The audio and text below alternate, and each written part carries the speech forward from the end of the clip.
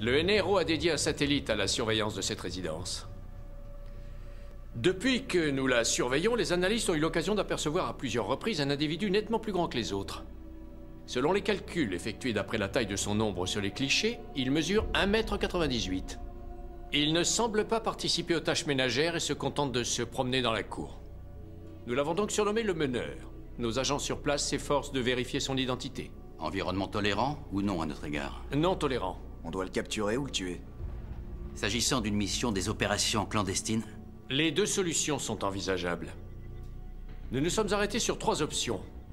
Notre tâche est de présenter les 3 au président afin qu'il se décide en toute connaissance de cause. La première option sera une opération conjointe avec les services pakistanais. Cela étant, nous ignorons si la cible entretient des liens haut placés au sein des autorités du pays.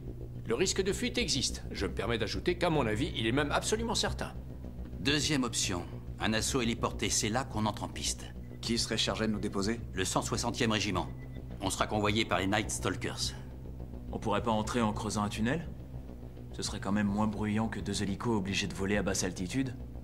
Le terrain est situé en zone inondable. La nappe phréatique est trop haute. La troisième et dernière option consiste à bombarder les lieux.